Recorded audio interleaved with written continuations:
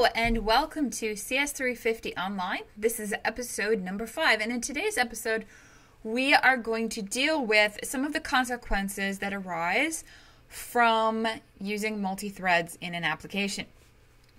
So in particular, if you are reading along at home, we are moving on to the synchronization module, and if you are reading the textbook, you will want to look at locks and lock use sections. Those are going to be most important today. The other thing I wanted to mention is that for those of you who have decided to start assignment 1, great, that's wonderful. Pthreads is the library that we're asking you to use. This is not a part of OS 161, so if you're looking for where do I put this assignment, not in OS 161 because it has nothing to do with OS 161. This is something that is separate from OS 161 that we wanted you to do to gain some experience with threading in the real world, because the threading library, of course, that's in OS 161 is just for OS 161 and it's not useful outside of it.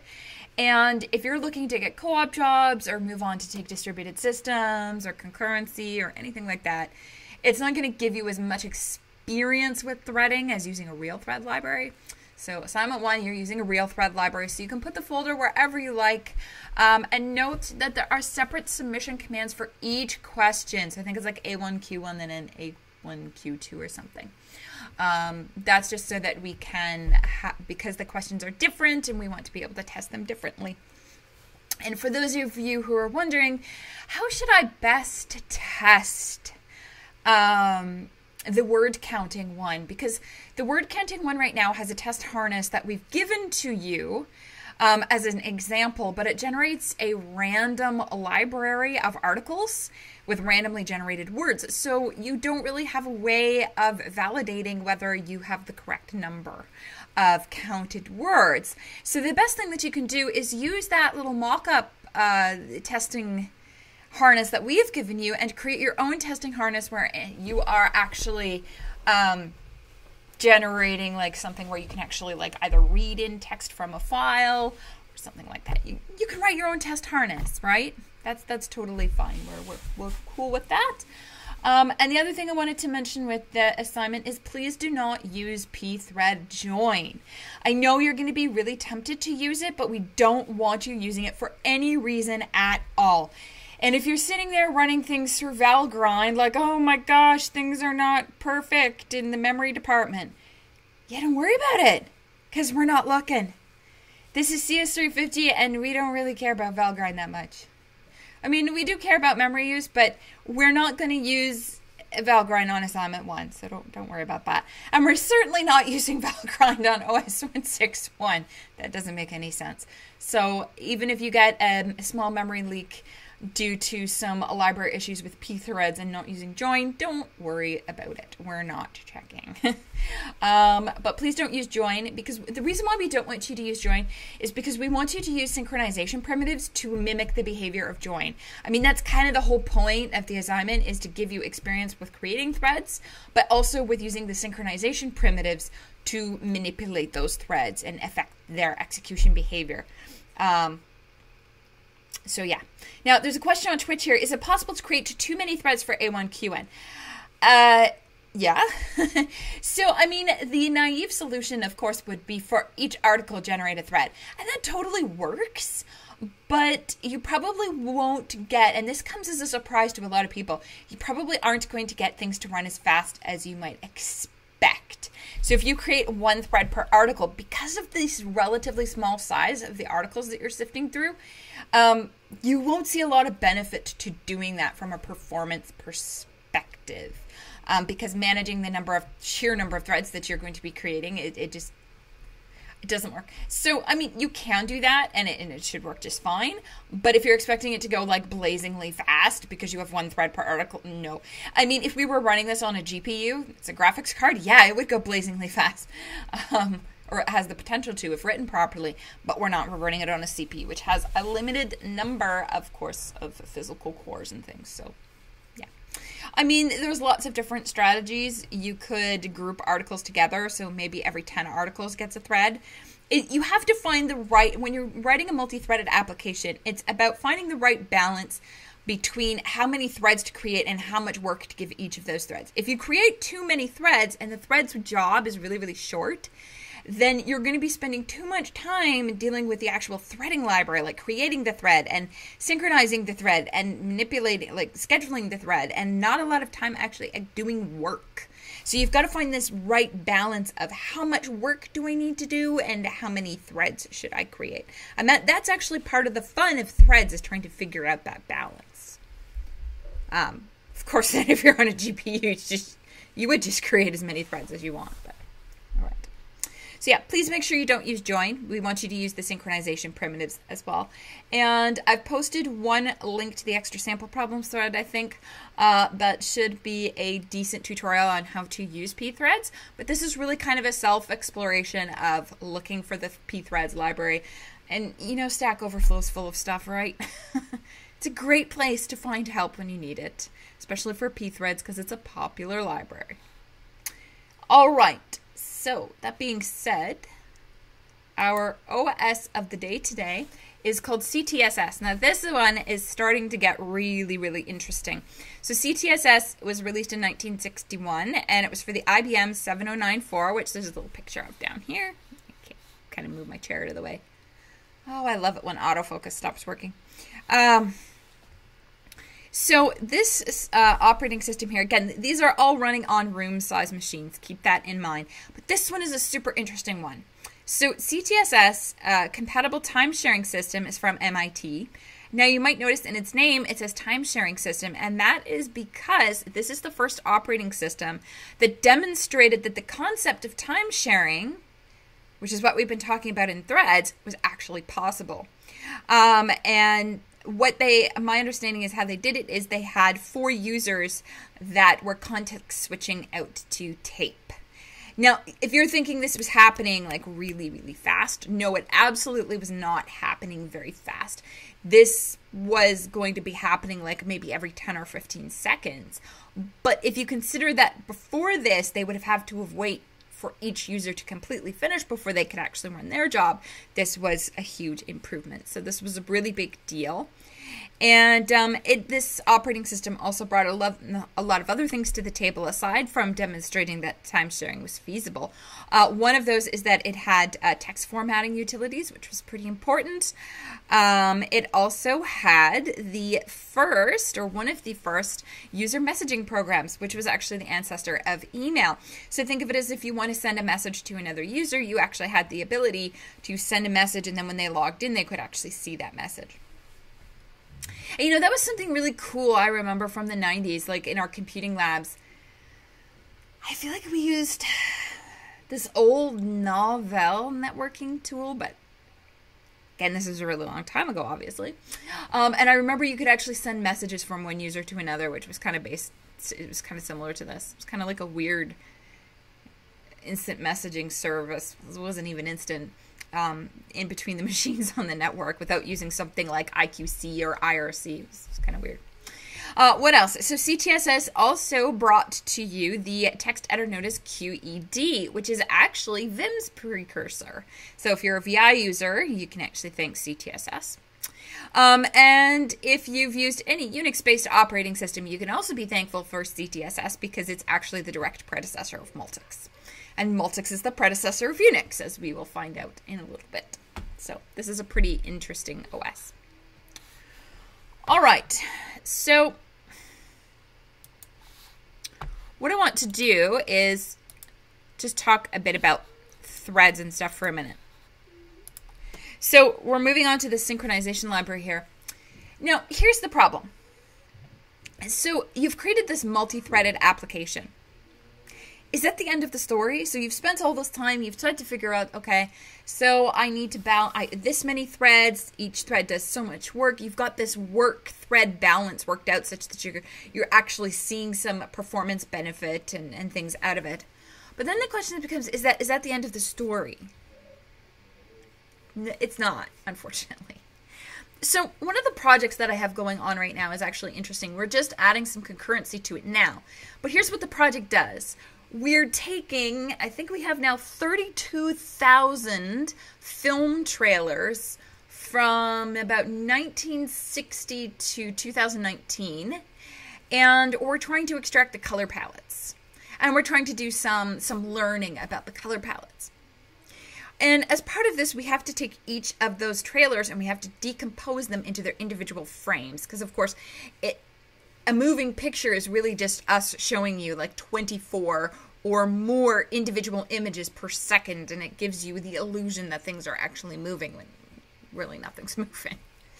So we have to decompose them, and then on each frame of the film, we actually have to do some work. But the work that happens on each of the frames of the film is independent of each of the other frames of the film. And then we have to aggregate all the results together at the end so that we can do some further processing. Now, we had been doing this serially before. That means we process frame 1, and then we process frame 2, and then we process frame 3. And if you have 24 frames per second, which is the standard rate of that film is done at, you've got a lot of frames to go serially. And the processing is quite intensive because we've got, some different correction things. We're removing certain things. We're searching for certain things in each of the frames. So it's a lot of work. We've started to push this into a multi-thread thing because there's no reason why we can't have multiple threads doing this task at the same time. And that is actually improving our performance quite a bit. But here's the problem. We are computing some numbers about each of the frames that we need to aggregate together at the end. And so what we need to do is have all of these threads reading and writing a shared piece of memory, let's say a counter, at the same time. Potentially at the same time.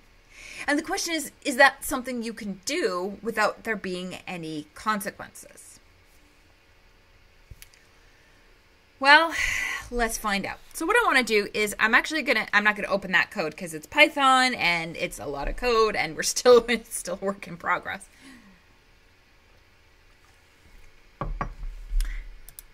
Also because I don't think you want to see 32,000 movie trailers right now. So I'm going to open up this file, sync.c. And so this is another multi-threaded piece of code, and I will post this to Piazza, of course. And this one actually uses OpenMP. And because I said it's lazy thread. But here I've created 2 threads. And the first thread is going to run this add function, and the second thread is going to run this sub function. So now the question is, what does the add function do and what does the sub function do? So each of those is a sequence of instructions. So first off, you'll note we have some global variables. Global variables are available for reading and writing to every thread of the program, which means these are shared between the threads. Now, the individual stacks per thread are not shared, but any global or heap variable would be accessible by every thread in the system. So total and n here are globally accessible to all threads. So total starts out at 0, and then n, which is our loop counter, is going to be, it looks like I've got it here as 1,000,000. So if we look at add, what add does is it's going to increment total 1,000,000 times, or n times. And yes, I know you could optimize this out and make it much simpler, but then we wouldn't get to see the very odd, quirky behavior that happens with multiple threads. So, and then the sub function is going to essentially do the same thing, except we are going to decrement the counter 1,000,000 times. And again, we're doing this in a loop because we want to see this quirky behavior. Now, intuitively, when we look at this code and we say, okay, we've got add running 1,000,000 times, that's going to increment the total to 1,000,000, and I've got sub running 1,000,000 times, and it's decrementing the total 1,000,000 times, then at the end of this, the output of this program should be 0. Because we haven't effectively made any changes to total. We've just incremented it n times and decremented it n times. So it should be the same at the start as it is at the end. But the question is that actually what happens? So let's try it. So I'm going to clear this. And I apologize, you can probably hear my fan and my computer running. It likes to overheat, and in order for us to actually do this, I have to turn the AC off in my house because it's really loud. louder than my computer, surprisingly. All right, but we'll be fine. So we run sync. Wait a minute. This is supposed to output 0, and instead I have 50,206. That doesn't make sense. So let's run it again. Now I've got negative 711,657. Something's going on here. And in fact, every single time that I run this program, I actually get a completely different result. And this is a problem because we know from reading the code that the expected result should be 0. And what's really interesting is from this piece of code, the range of values that you could expect to see is actually from negative n all the way to positive n. Oops. But what's wrong? Why is this code wrong? You are thinking about the code in terms of individual lines of C or C++. You are not thinking about this code as it stands in assembly, and you are forgetting the fact that a context switch can happen anywhere. So let's go back to the slides here. And just to reiterate, everything from the code section, the global section, and the heap is shared between all of the threads, which means all of the threads can read and write to things that are in global memory and things that are in the heap. And this is actually quite important because if you want threads to work together, you don't want to be replicating a piece of data between all of them. Like, for example, if I have loaded, like I've worked with some films that each individual frame is like 2 gigabytes. Yeah. It's not fun loading 2 gigabytes into memory, especially like Photoshop or something. It doesn't like it. But can you imagine a multi-threaded program where you loaded for each thread a separate copy of the image? Doesn't make sense. So we put it in the heap, because it wouldn't fit on the stack anyways. We put it in the heap once so that each individual thread can just share access to it. So it's really important that the heap and the global variables are actually shared for all of the threads. And it lets them talk to each other, which is also important because maybe one thread needs to wait for another thread to do something, and this gives them an easy way to actually communicate. Now, there's a name for a block of code where one of these shared variables will be used. So we're going to call any global variable or any heap variable a shared variable in a program that has multiple threads. If there is a region of code where one of these shared variables is using, we call it a critical section. And the reason why we're calling it a critical section is because there's the potential for other threads to be trying to access that variable at the same time. And so it's critical that we pay attention to how the behavior of those threads goes around that variable. So this is kind of the same piece of code as before. You'll notice here we've got this word volatile underlined. I'm not going to go through what volatile is today or tomorrow. It'll probably be Tuesday of next week, Tuesday or Thursday of next week. I'll explain what volatile is. For now, just pretend it's not there, okay? And we'll talk about it another time. So what we've got again is we've got this add function, and it does the same as in my code, and we've got the subtract function. And as you've already seen, when we run this, each time we run it, we get a different outcome. Why though? Why are we getting a different outcome? In order to understand why we get a different outcome, we need to decompose some of these lines of C code into their assembly. Because what we think of total plus plus as being a single atomic operation, and by atomic we mean this operation happens and can't be interrupted. We think of each line of C code as being this uninterruptible, we execute this whole line as one assembly instruction. But in reality, it's not. C and C++ don't translate one line to one assembly instruction. In fact, the only language I know that comes even remotely close to that is actually Fortran, which is why a lot of scientific communities actually really like it, is because it's pretty fast. So if we decompose that total plus plus operation, there's actually 4 different assembly instructions that we actually have. So we have to load the address of the total variable into a register, and that happens before the for loop. And then we need to load the value of total into a register. And then we have to increment the value in the register to add 1. And then we have to save the value of total back to memory. So we have to update it back in memory. So that one line of C code actually ended up being at least 4 assembly lines. And this is where the problem happens. Context switch can happen anywhere. The context switch can happen here. It can happen here. It can happen here or here or here. And the same thing over here in subtract, where we've decomposed it as well. It can happen anywhere. And depending on where that context switch happens, we're going to get a completely different outcome for this code. Let's actually outline that. So this is the way we expect things to run. So let's suppose that n is equal to 1. So thread 0 or thread 1 is going to load the value of total, or the address of total, into a register. Then it loads the value of total into a register, which is 0. And then it adds 1 to the register, and then it manages to update total in memory. And then we get the context switch. And then the subtract function gets to run. And if this is the order of execution that we get, then our final answer will be the expected 0. But the question is this always going to happen? And the answer is no, because you can't control where these context switches are actually going to happen. So a different way of looking at it is, let's put the context switch somewhere else. So thread 1 loads the address of total into register 8. Then we load the value of total, which starts out at 0, into register 9. And then we increment the value in register 9 to increment the value of total.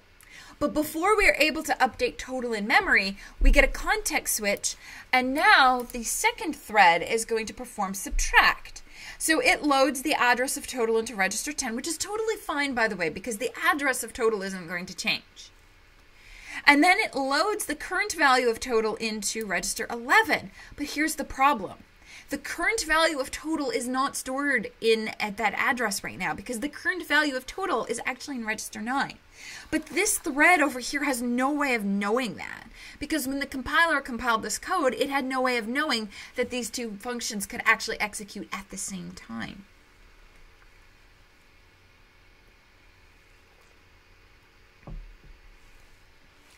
So then what happens is we subtract 1 from our believed value of total, which gives it -1. And then we're going to write our presumed updated value of total back to memory. So right now in RAM, we have total is equal to -1. Then we have an interrupt in another context switch where we go back to the first thread, and the first thread always continues at the point where it left off. So the last instruction that it needed to execute was putting its updated value of total back in RAM. And it thinks the updated value of total is 1, and so it just immediately writes it to RAM. And so the final output of this order of execution has total equal to 1. That's wrong. And in fact, it's almost as if thread 2 never ran. Now, some of you might be thinking, well, this only happens when you have context switches. If you actually have 2 threads running in parallel, this wouldn't happen. Well, it's not true either. So let's suppose that we have 2 threads running at the same time. The only thing I will say is that you can't do 2 writes to memory at the same time. That's actually not allowed. Sorry, I'm getting my tablet down, which I also forgot to charge, but hopefully it'll work. We need it for later.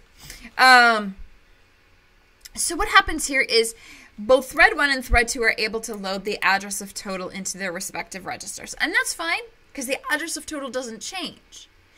And then they're both going to load the value of total into their respective registers. Now here's the problem. They've both loaded the current value of total at the same time. So both threads think the up-to-date value of total is 0 at this particular point in time, which is true because neither of them have actually made a change to it.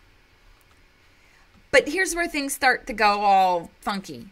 So thread 1 increments and thread 2 decrements, and then they're going to take turns writing their updated values of total back to memory. And since the two writes can't actually happen at the same time, let's suppose thread 1 gets on it first, and so it writes 1 back to total, and then thread 2 writes -1 back to total. Again, the answer is wrong. Our final answer would be -1 when we know the answer should actually be 0. So even when you have two threads running in parallel, you still end up with this situation.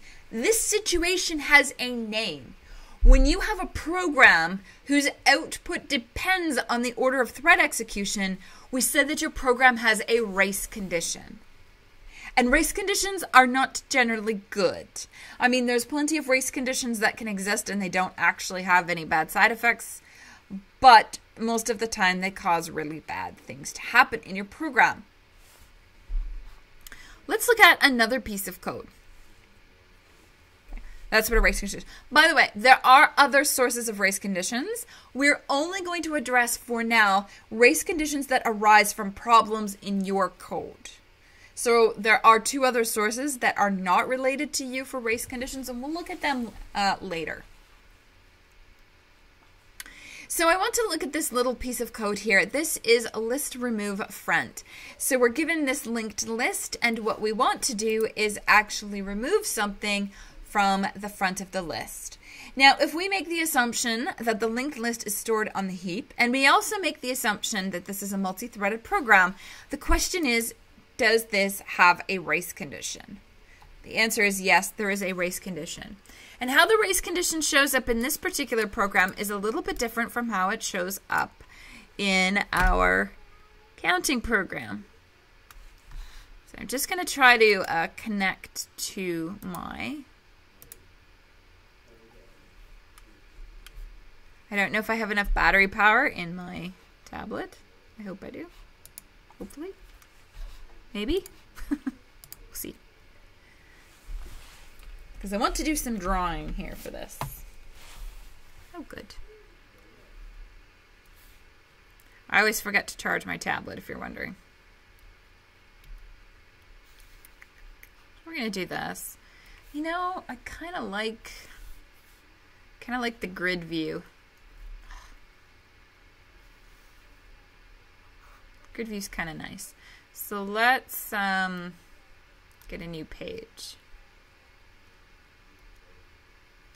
And let's go back to that lovely grid view, because that grid view is really nice.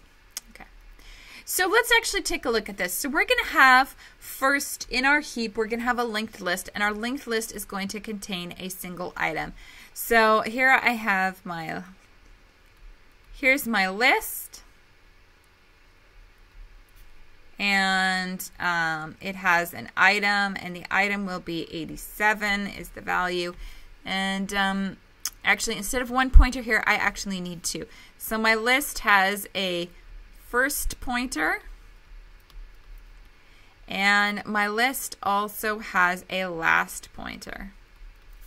And of course, this item has a next pointer, but the next pointer here will be pointing to null because there is no next element. So this is my list in shared memory. So thread 0, we're going to have go first. So it's going to create an element pointer. And then we're going to assert that the list is not empty. Now I look up here at the list is not empty. And so what I'm going to do is I'm going to set element to point to the element that is first. So element is now going to be a pointer to the first thing in the list. So element is going to point to this item with the value 87 in it. And then I'm going to have a context switch. So right after setting element to point to the first item in the list, I have a context switch.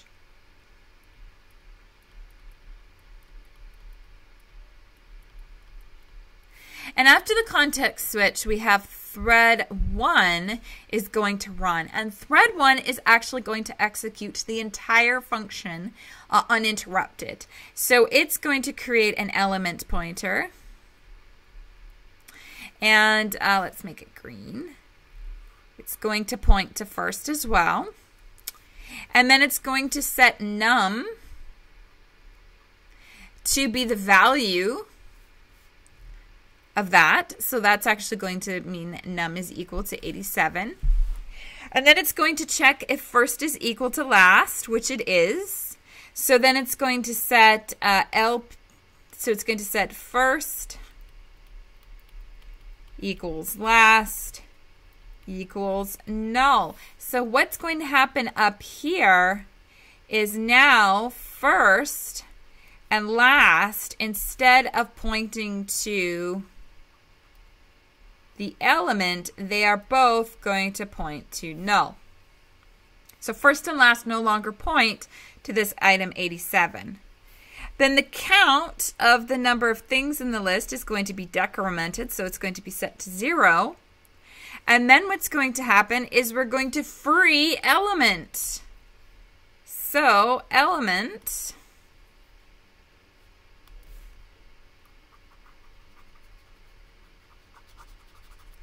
is now gone. And it now points to nothing.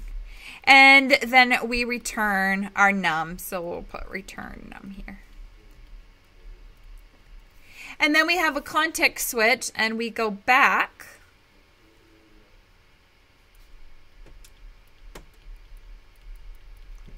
to the other thread that was running. And the other thread finished off here at element equals LP first. And then the next thing it says is num equals LP first item.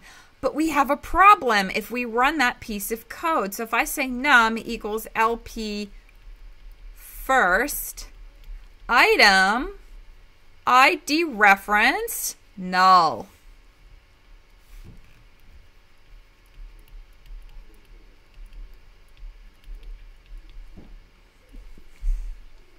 And so what I end up getting is a segmentation fault.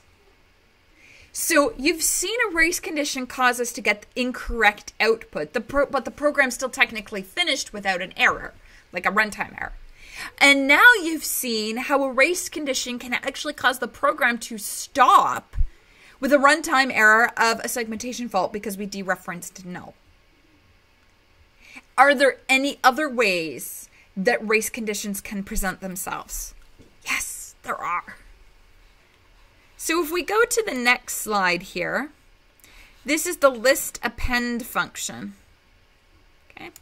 And what this does is we want to append a new item that we are presuming does not already exist in the list, and we're going to append it to the end of the list. So we're adding items to the list. That's fairly straightforward. So I'm going to put a yellow line here, and we'll just... Oh, I just love OneNote. But I mean, I don't. Start it back up from scratch again. It's very buggy if you're wondering. Let's do a new page. Let's get our pretty graph lines back because they're so pretty.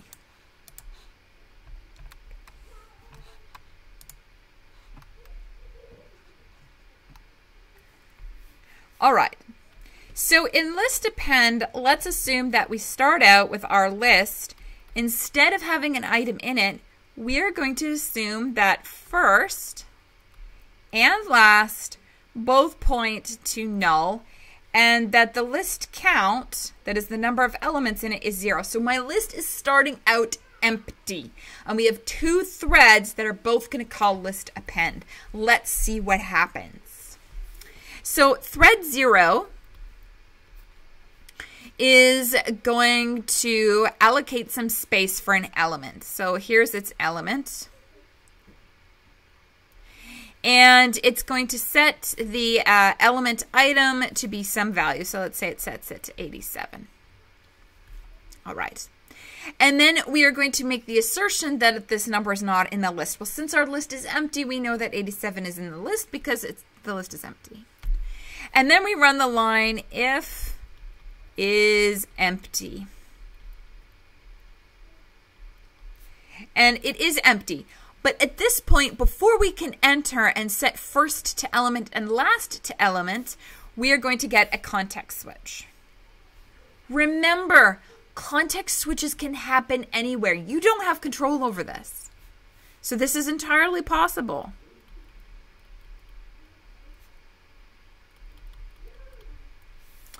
All right, and now thread 1 is going to go, and thread 1 is going to execute this in entirety. So thread 1 is going to malloc some space for a new element. And, we'll do it in green here. And then it's going to put the item in. And since the list is empty according to thread 1, because thread 0 never actually got a chance to add the item, it's going to actually set first and last to point to 71. And then we are also going to increment the counter so it now has the value of 1. Okay. And so we're going to write that T1 executes entire function. And once it's done executing the entire function, that is, it's set first and last and all of those things, it's set the next to null, then what's going to happen is we get another context switch. And we go back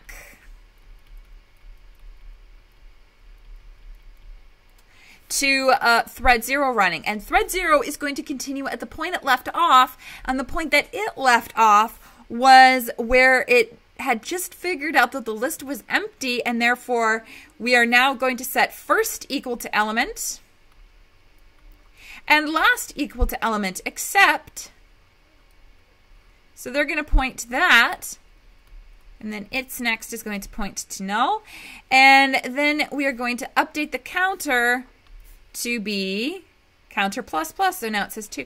So now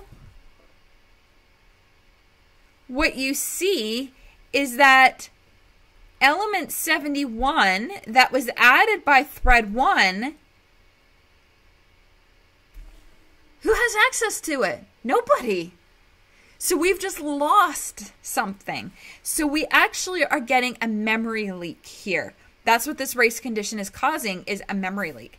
And if you had 1,000 threads doing this at the same time, then it's entirely plausible that your list says it has 1,000 elements in it, but technically only has 1, and 999 of those elements, gone, lost. So memory leaks are one of the possible outcomes that you can get from a race condition. So now you've seen 3 possible outcomes. You've seen incorrect output, you've seen runtime errors, and now you've seen memory leaks.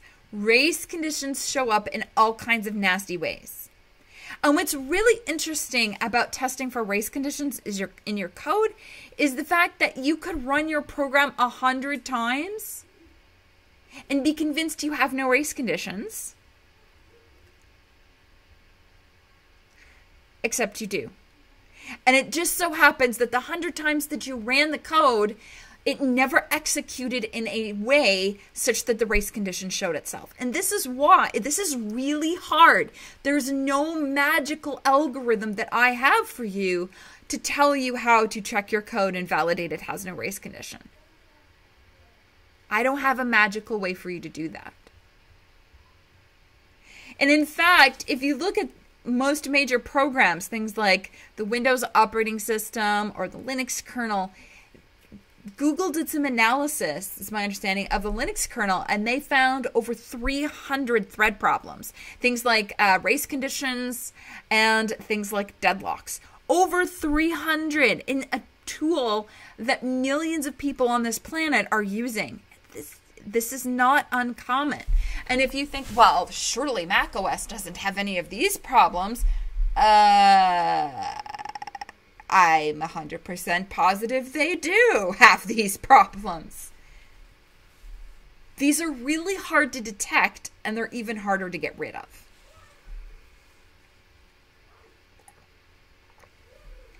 So how do we stop this from happening? The problem that we are having that's causing this is the fact that operations in the critical section can be interrupted. So this entire region here, which is acting on that shared list, is a critical section. And the problem comes from the fact that a context switch can happen in here, and then some other thread can play around with that shared memory. The problem with this code back here is that inside these for loops, accessing this total global variable, is a critical section. If we have one thread in here and there's a context switch and another thread starts playing with the same shared variable, we're going to have a problem. So what we really want to do is prevent multiple threads from reading and writing the same shared variable at the same time. We want to enforce mutual exclusion on critical sections. So if one thread is using a shared variable, then no other thread is permitted to use that shared variable until the other thread is done with it.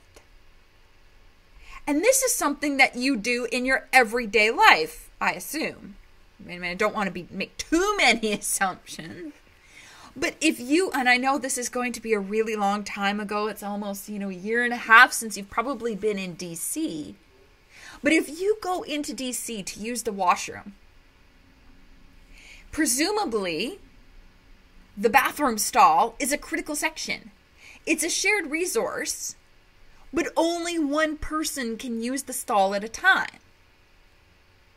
How do we protect the bathroom stall? How do you prevent other people from coming in and using that shared resource at the same time that you are? Well, the stall has a locking door.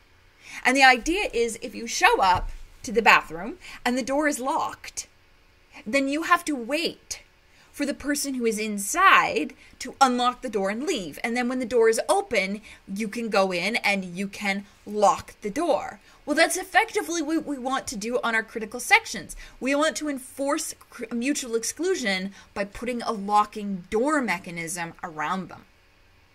And then in order for a thread to enter a critical section, it first has to ask, is the door open?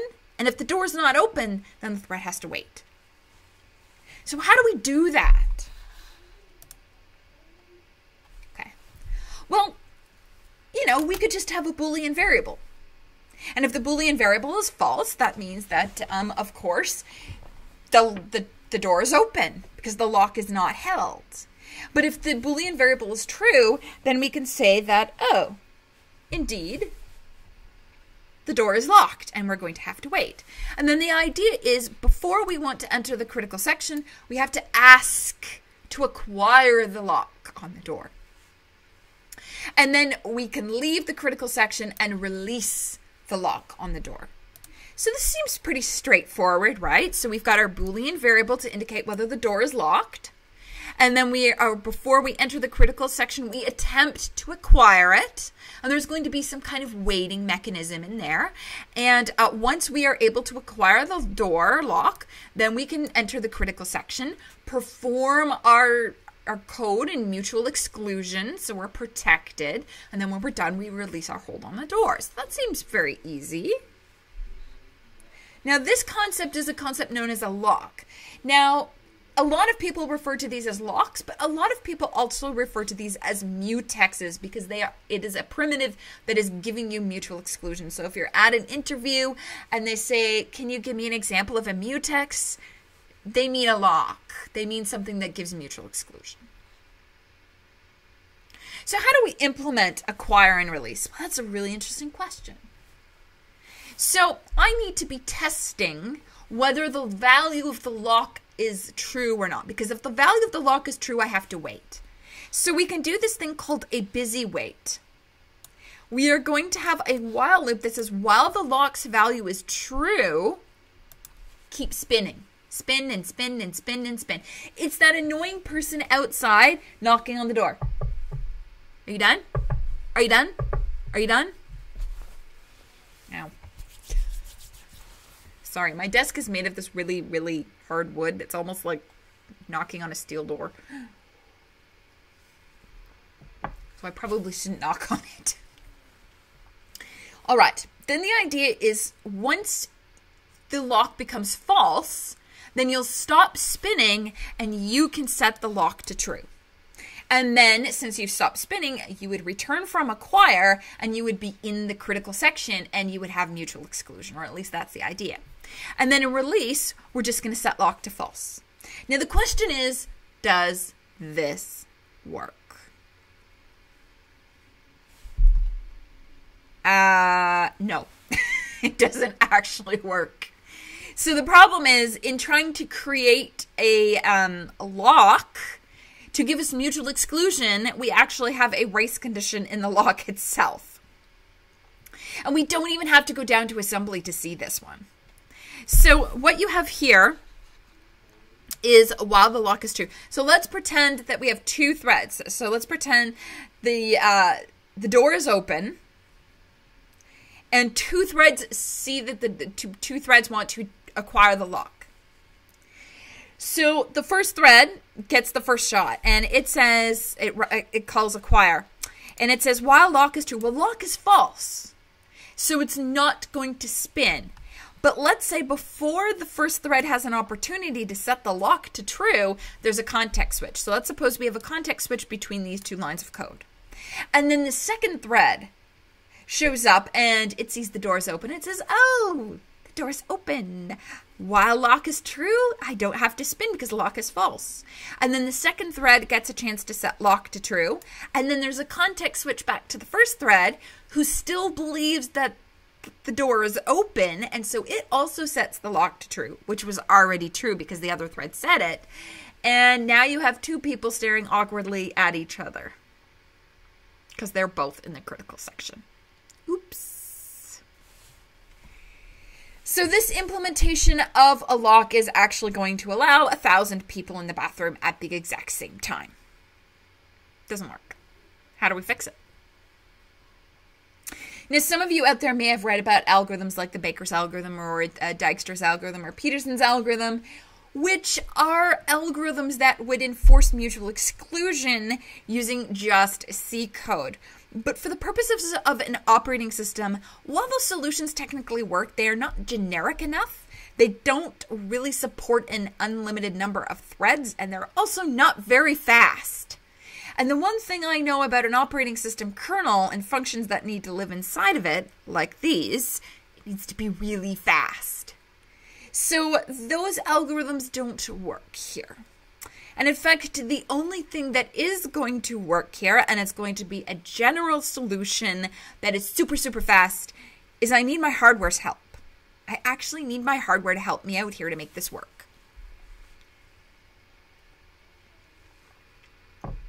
The problem that I have is that I am testing and setting the value of the lock. And the problem is if there's a context switch between the test and the set, then I can end up with a race condition. So what I need is an atomic test and set operation. And an atomic operation means it's not interruptible, or if it does get interrupted, it has no impact on the output of the function. So there's no race condition. So I need some way of atomically testing and setting this lock. And what's ever so nice is that architectures actually provide you with the means to do atomic test and set in assembly. So if we're talking about the X86 architecture, if you're not familiar with what that is, if you have an Intel-based processor in your computer, such as I currently do, you are running a variant of the X86 architecture. It's actually the X64, but the X86 was the 32-bit predecessor of it. And so a lot of the instructions are actually the same. So the X86 architecture has this thing called the exchange instruction. It's an actual assembly instruction. And what it does is it takes two addresses and it swaps the values stored at those two addresses. So if you have address A has value 5 and address B has value 7, then after running exchange, A will have 7 and B will have 5. So you're going to do an atomic swap. Atomic because it's not going to be interrupted. So if you actually look at the logic of what's happening in exchange, we have the old value at the original address, and then we set the address to the new value, and then we return the old value. So this is kind of interesting because not only is it swapping the value at the addresses, but we get the old value at the source address. And we can use this, while this exchange function exists to be used in many different ways, we can actually use the exchange instruction to do our atomic test and set. It's really cool, right? So what we're going to do, and this, again, this is just pseudocode. You absolutely cannot call assembly in your C code like this. This does not work. This is just pseudocode. So our acquire function would become, if you could call assembly this way, you'll notice now it's only one line now. So while exchange true for the lock equals true, keep spinning. So here's the idea. If the lock is true, we are exchanging true for true, and it returns true, which means the lock was not available. It still is not available, so we need to keep spinning. Spin, spin, spin, spin, spin. If the lock was available, we want to take the lock, which is why we're exchanging true for the value of the lock. So we set the lock to true, and then we return the old value of the lock, which was false, which causes us to stop spinning. And the second we stop spinning, we own the lock. So this is an atomic way of doing it. It's pretty neat, right? And then release remains the same. There's no problems with release. It's pretty neat. Now this is where normally we would show you how Spark does it. Yeah, I took that out of the notes. And the reason why I took how the Spark architecture does this out of the notes is because there was a point in time where all the machines at the school were Spark-based machines. Spark, by the way, is another RISC-based architecture. It was Sun's architecture. But the school doesn't use any Sun servers anymore. And well, Sun is dead also. We used to talk about it in 251, and I don't think we do that anymore, so I took it out, and I've replaced it with an architecture you've probably all heard of, because I think this is what 251 uses now, which is ARM. So, how does ARM do an atomic test and set? Well, what's really interesting about ARM, and ARM is actually very similar to Mips, by the way. They're both RISC architectures, and in fact, a lot of their instructions are really similar too. I find anyways. So ARM does things very different. ARM, but almost identical to how Mips does it though. So this is kind of interesting. So ARM has this barrier style. It's a pair of instructions, not a single instruction. It's a pair. And what happens is you have the beginning of the barrier is called LD-REX or load exclusive, and then you have the store exclusive instruction. And what happens is with the load exclusive instruction, you have to use these two together to create the barrier. The load exclusive instruction is going to load the current value at the address in question. And then when the store exclusive instruction executes, some number of context switches later, that can happen, it's going to check. Is the value at the address the same right now as it was when I called my load exclusive instruction? And if it is the same, then nobody has been playing with this memory and it's safe for me to change the value. So it will only store a new value at the address if the value at the address hasn't changed between the load and the store instruction. If, however, the value at the address has changed because of context switches and somebody else was playing with it, then it's not safe. And we will not change the value, and you're going to have to try again. Well, if you just heard a roar, roar, roar. My daughter's class is putting on a play today, and my daughter is the bear. So she tends to get a little excited about that. All right.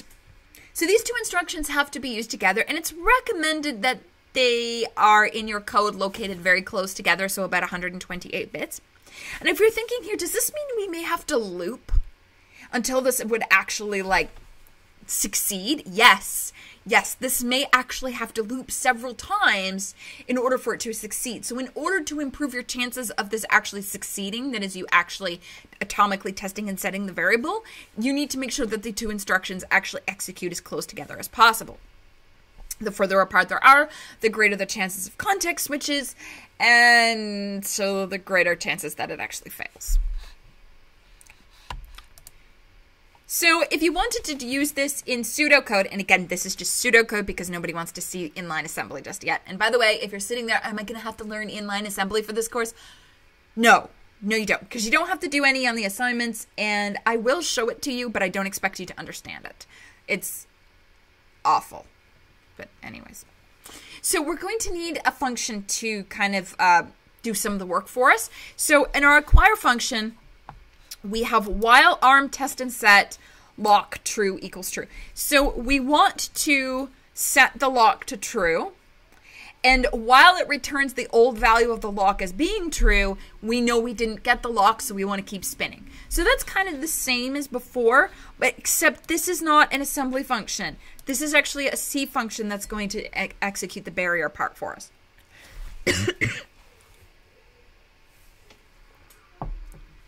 So what we've got is we're going to store the value of the variable at the load exclusive instruction into temp. And then we are going to try the store exclusive instruction, and we are going to store its result. Now, store exclusive, you might be thinking, well, doesn't that just return the old value of the thing? No, actually. Store exclusive returns success or fail. Success means that the value at the address hasn't changed since the load instruction, and so we successfully were able to change the value here. And failure means that the value at the address has changed since the load exclusive, and therefore we could not successfully change things. So what's interesting is that if the lock was true at the load and the lock is true at the store, then setting the lock from true to true would have store exclusive returning success. Just like if the lock was false at the load and the lock was false at the store, then we still succeeded in setting the lock to true. And this is why we need to keep track of what the old value of the lock was in a temporary variable. Because if store exclusive succeeded in setting the lock to true, then the old value of the lock is stored in this temp, which was the value we loaded from the load exclusive. And so in order to stop spinning, if the old value of the lock was true, then we want to return true. And if the old value of the lock was false, we need to return false, so it'll stop spinning. If, however, store exclusive did not succeed, we return true. Now, you might be like, well, why? Because if the lock was true and store exclusive failed, doesn't that mean it just became false? And this is a big mistake that a lot of people actually make, is that you're thinking that the registers are holding binary values, like true or false. You're thinking that the only use case for load and store X is for locks, and it's simply not. Load and store don't actually check to see what the value of the lock is. They check to see if it's changed, but they don't care what it is. And the registers themselves, the values in them, there goes the bear again, the values in them could be numbers. So the value in the address could be 312, and then the value in the address might be 313.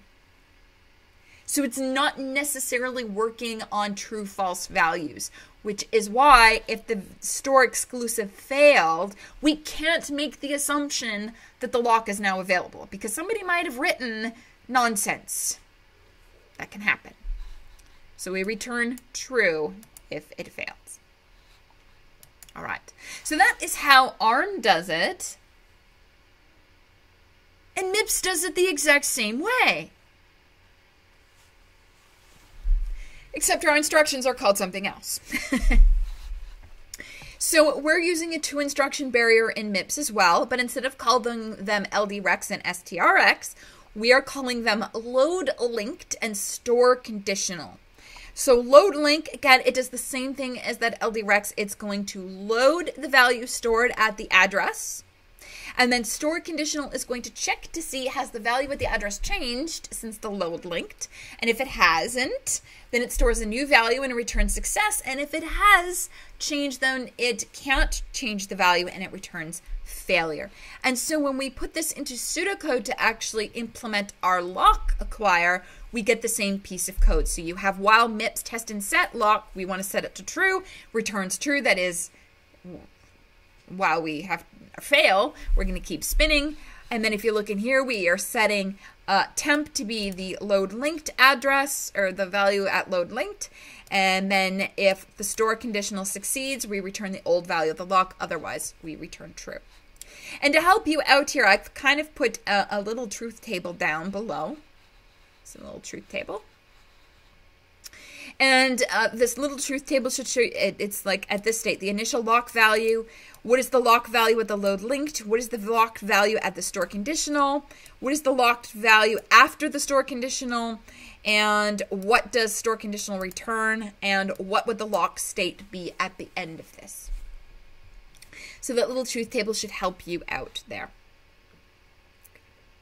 Now, I'm going to review this again. The first few times you see this, it's kind of like, oh my gosh, what's happening? I'm so confused. This is so weird. Why can't we just use a single instruction? So this is round 1. And then in our next episode, I will show you another way of thinking about or visualizing how this 2-instruction check actually works. Okay? So we'll do that in the next episode. So we're going to finish off just with one little brief thing here. We have actually been creating a very special kind of lock. And the kind of lock that we've been creating is known as a spin lock. And the reason why it's called a spin lock is because the wait is us actively sitting there and looping, knocking on the door, saying, are you available? Are you available? Are you available? Until it's available. Hence, we call it a spin lock. The wait is a busy wait because we are spinning, actively using the CPU to check whether the lock is available or not. The spin lock is a very basic primitive from which much more sophisticated synchronization primitives will be constructed. It is a basic part of the operating system that is already implemented for you. Yes, the Linux kernel has a spin lock. Yes, the Windows kernel has a spin lock, and yes, the macOS kernel has a spin lock. It's kind of an essential thing because nobody wants to go around writing everything in assembly. So we kind of have this spin lock implementation to wrap around some assembly code. And then we will use the spin locks in our implementation of more sophisticated primitives. So spin lock in OS 161, this is what you have here. It has a value, and then it has an owner.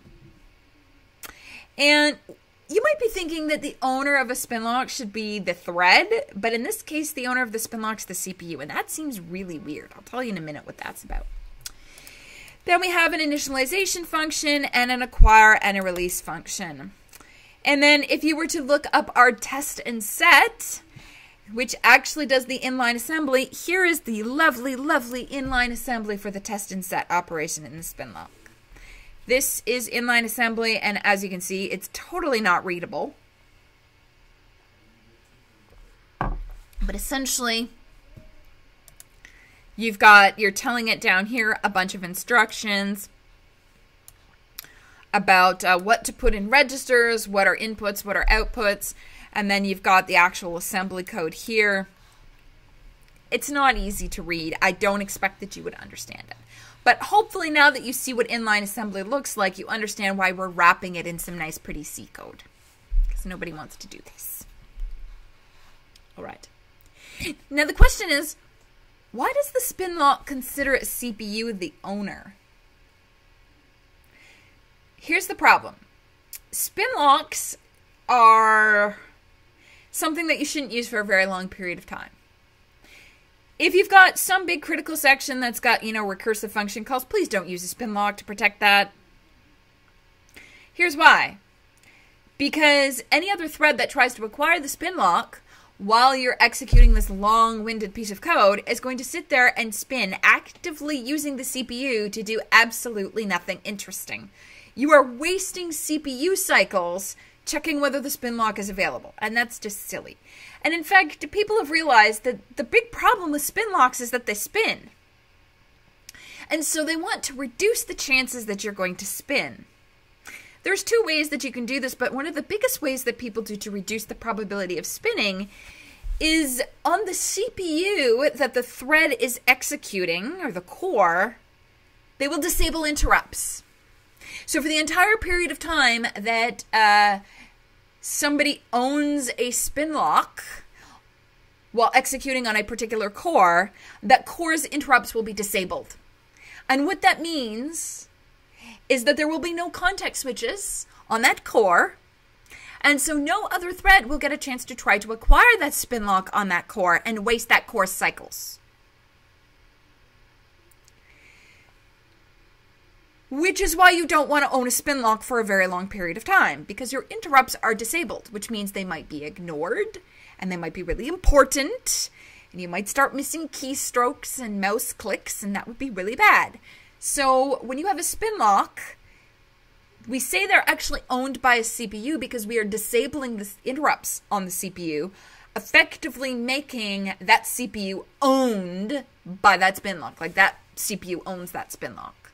Because no other thread can run because there's no context switches happening. Now that doesn't mean that there can't be threads on other cores or other CPUs trying to acquire that same spin lock, and they might actually end up spinning. But we will not. Nobody on our CPU will be spinning. We will be able to have our critical section in peace. Nobody can interrupt us until we are done. And that is why spin locks should not be used for a very long period of time. Because A, spinning, and B, disabling interrupts. Very bad. And this is also why we don't use spin locks as a general purpose thing. We are going to build better synchronization primitives off this one. And the next one we are going to build is a lock that blocks, that is, goes to sleep instead of spinning. And that is going to be the first question on your assignment 2, implementing locks that block. And we will talk about that along with a review of load, link, and store conditional in our next episode. And in our next episode, we will also start talking about my favorite synchronization primitive, the semaphore. And hopefully we'll get some opportunities to also talk about another one called a condition variable as well. So we will see you on Thursday. And I hope you had a good weekend. And it's hot outside, so if you go outside, at least in Waterloo, make sure you take a drink of water with you.